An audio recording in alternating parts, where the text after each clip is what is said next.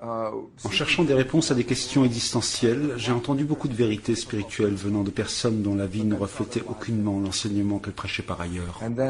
C'est alors que j'ai opté pour la science comme moyen de comprendre la vie. À l'époque, je n'étais pas quelqu'un de spirituel, et bien sûr, en tant qu'étudiant en sciences, on m'avait inculqué les concepts conventionnels, à savoir la biologie darwinienne.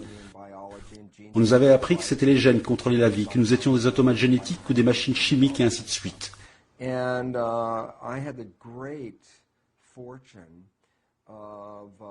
eu une chance formidable de pouvoir faire mon doctorat à l'université de Virginie sous la tutelle d'un grand scientifique, le professeur Irving Königsberg, qui était un des premiers à avoir cloné les cellules souches. C'est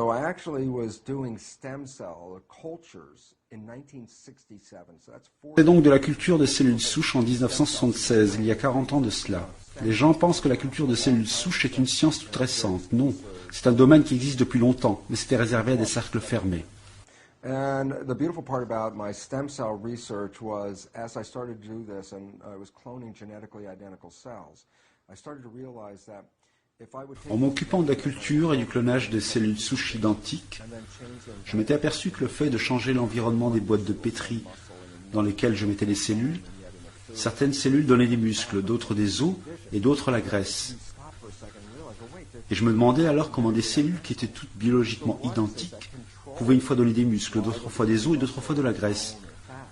Et la réponse était devenue pour moi évidente, l'information qui provient de l'environnement.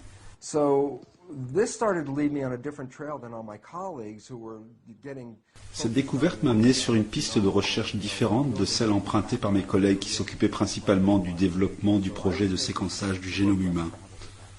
À cette époque, j'avais emprunté un chemin peu fréquenté, puisque j'étudiais l'influence de l'environnement sur l'expression de la cellule, tandis que tout le monde s'occupait de savoir comment les gènes contrôlent les cellules. And yet, my papers were published in very prestigious journals. En tout cas, mes travaux ont été publiés dans divers journaux prestigieux, et les résultats étaient clairs, sans aucune ambiguïté, à savoir que le destin des cellules est contrôlé d'abord et avant tout par l'environnement dans lequel elles se trouvent. Lorsque j'ai publié les résultats de mes études, j'étais personnellement très enthousiaste. Mais je me suis retrouvé en minorité dans ma communauté, car j'avais violé, vous avez bien entendu, violé ce qu'on appelle le dogme central. Le dogme central est le pilier de la biomédecine aujourd'hui. C'est un concept inventé par Francis Crick, qui avec James Watson fut à l'origine de la découverte de la double hélice de la chaîne d'ADN. Ce que dit simplement le dogme central, c'est que, comme vous le savez peut-être, le flux de l'information en biologie va de l'ADN à l'ARN, et jusqu'à la protéine. Et c'est quelque chose qui est établi dans tous les textes traitant de la biologie, même de nos jours. Ce que dit donc le dogme central est que l'information part de l'ADN. And therefore, since your body, which is made out of protein, and the proteins are coded for by the DNA. Et puisque notre corps est fait de protéines qui elles-mêmes sont codées par l'ADN, nous sommes obligés d'admettre, comme le veut le dogme central, que notre sort dans la vie est déterminé par les gènes que nous recevons dès notre conception.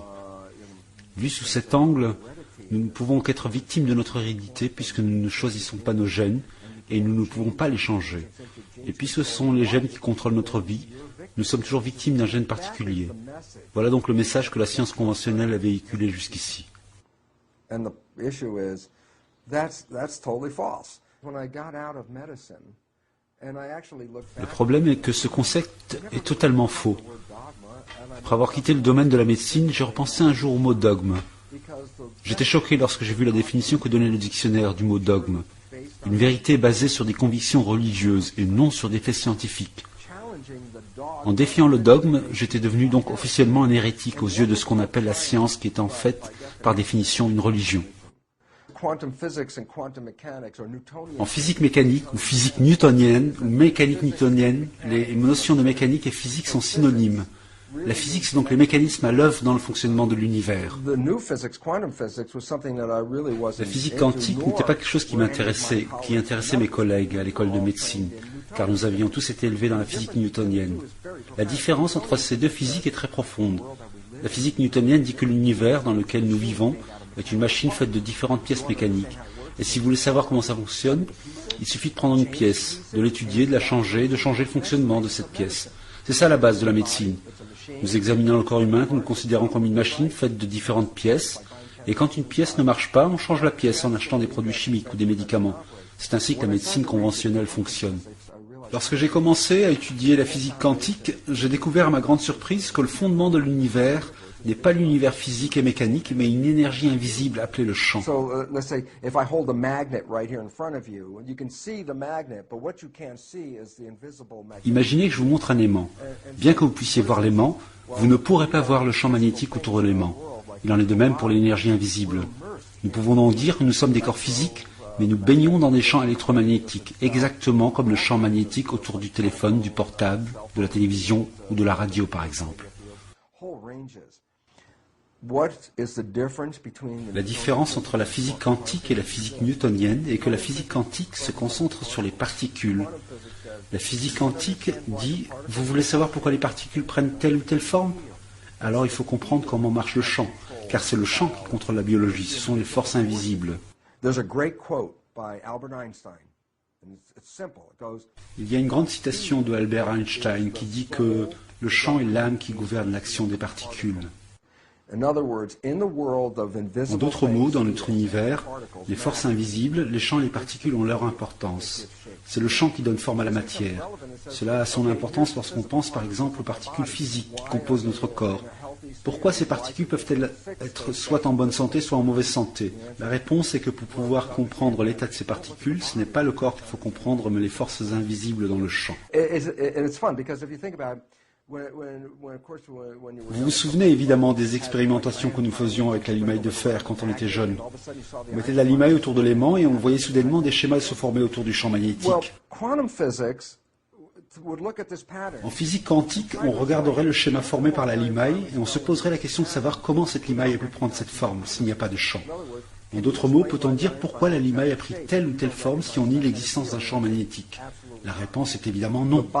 On peut apparenter le corps et les cellules qui le composent à de la limaille. La médecine essaie de comprendre la nature du corps en s'intéressant à la limaille, tandis que pour la physique quantique, il est impossible de comprendre ce qui se passe dans le corps si l'on ne comprend pas comment fonctionne le champ invisible. Max Planck, un des fondateurs de la physique quantique, a parlé de ce champ invisible et l'a appelé la matrice.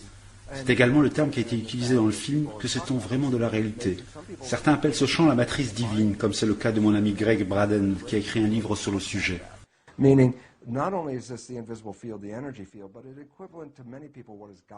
En tout cas, qu'on utilise un contexte physique pour parler de ces forces invisibles en termes de champ, ou qu'on utilise un contexte spirituel et on en parle en termes d'esprit, que ce soit l'un ou l'autre, pour la science moderne, il s'agit là de la même chose.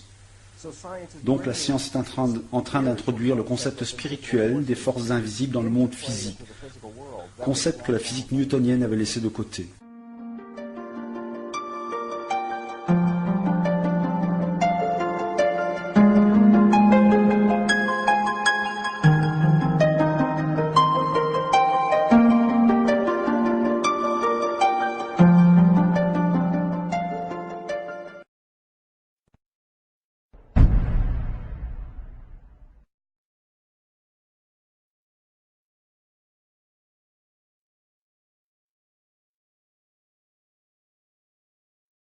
Now the problem, conventional allopathic medicine is completely locked into... Le problème est que la médecine allopathique est prisonnière de la physique newtonienne.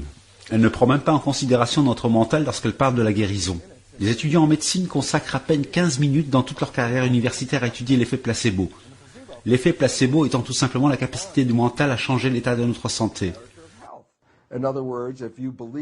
En d'autres termes, si vous pensez que tel ou tel médicament est un médicament miracle et que vous y croyez, il vous guérira quand bien même il ne s'agirait que d'une pilule quelconque. Il est maintenant prouvé qu'un tiers des guérisons médicales sont dues à l'effet placebo.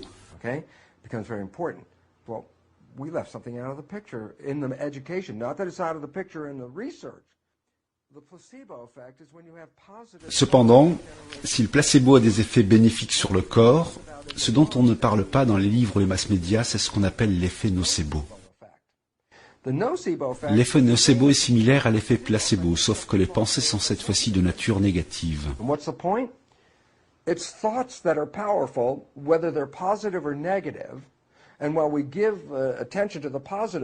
Qu'est-ce que cela signifie? Cela signifie que les pensées, qu'elles soient positives ou négatives, ont beaucoup de pouvoir. Si les pensées positives ont le pouvoir de guérir, Ce qu'on ne dit pas, c'est que les pensées négatives ont autant de pouvoir, mais dans le sens inverse. Les pensées négatives peuvent vous rendre malade, voire vous tuer, car leurs effets sont tout aussi puissants. Elles font appel au même mécanisme qui est en œuvre dans les pensées positives. Les psychologues nous disent que plus de 70% de nos pensées sont négatives et répétitives.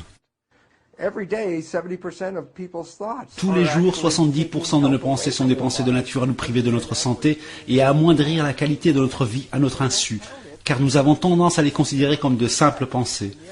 Scientifiquement parlant, pourtant, ces pensées ont l'effet d'un placebo, mais dans le sens inverse. La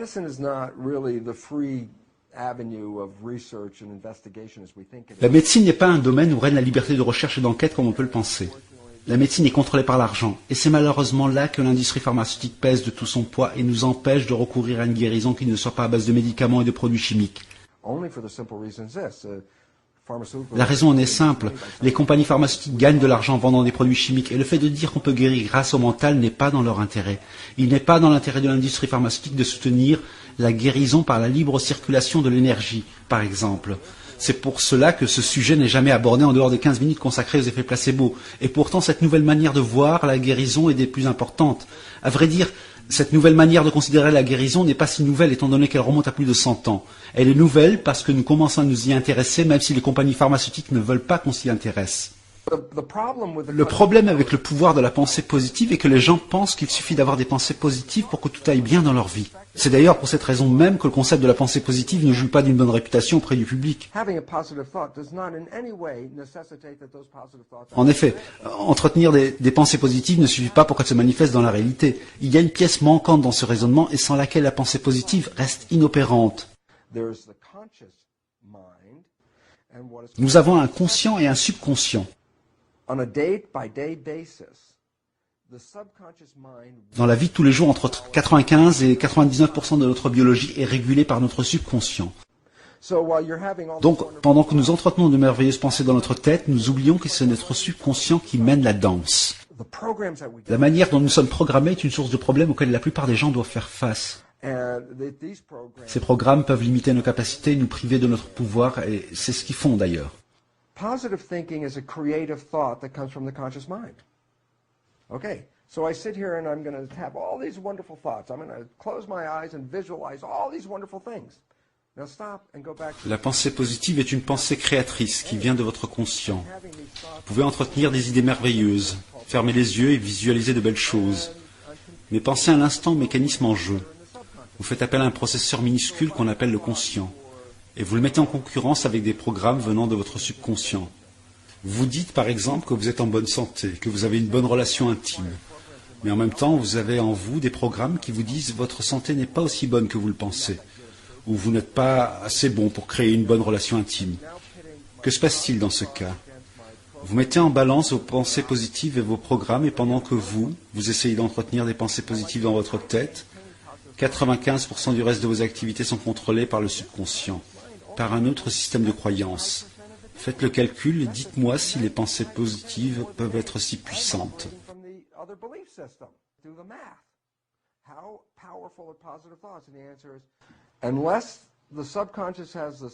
En fait, à moins que le subconscient ne soit programmé de la même manière que le conscient, le pouvoir de la pensée positive ne peut pas être effectif, car vous êtes en compétition avec un processeur bien plus puissant. Nous ne voyons pas le subconscient lorsqu'il rentre en action. Le subconscient a en lui des programmes que nous avons acquis auprès d'autres personnes au fur et à mesure de notre développement. Ce qui est important de savoir ici, c'est que lorsque nous fonctionnons à partir de notre subconscient, nous faisons appel à notre insu à des programmes qui ne sont aucunement bénéfiques ni pour ce que nous sommes, ni pour ce que nous cherchons à réaliser dans la vie. Le problème est que nos conditions de vie actuelles sont le résultat direct de nos programmes inconscients. Lorsque vous prenez conscience de ce mécanisme et que vous faites le travail nécessaire, vous avez la possibilité de changer le programme de votre inconscient et donc de votre vie. Quand vous arrêtez un feu rouge, par exemple, commencez à faire attention aux pensées qui se présentent à votre esprit et analysez-les un instant. Vous verrez que vous avez des pensées telles que « ça n'arrivera pas » ou « avec la chance que j'ai, ça m'étonnerait que je réussisse » ou alors « elle ne sera pas intéressée par moi ». Commencez à prendre conscience du fait que ces pensées qui influent sur votre biologie sont des pensées en libre circulation. et qu'elles s'écoulent de votre inconscient comme l'eau s'écoule d'un robinet. Prenez également conscience que ces pensées forment vos véritables croyances. Et la première des choses à faire si vous voulez regagner le contrôle de votre vie, c'est d'écouter ces pensées-là.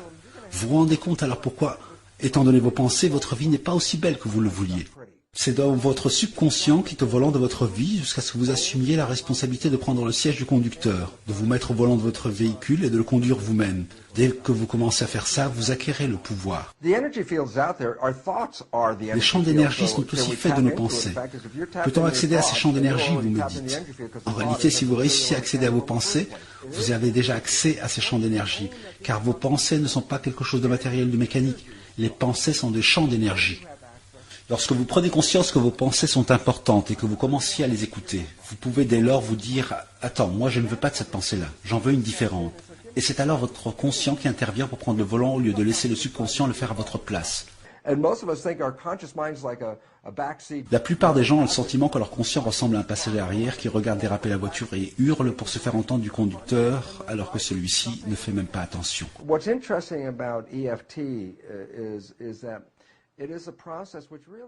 La technique de libération émotionnelle est importante dans le sens où elle fait appel à une sorte de super apprentissage. C'est comme si l'on appuyait en quelque sorte sur un bouton d'enregistrement dans le subconscient.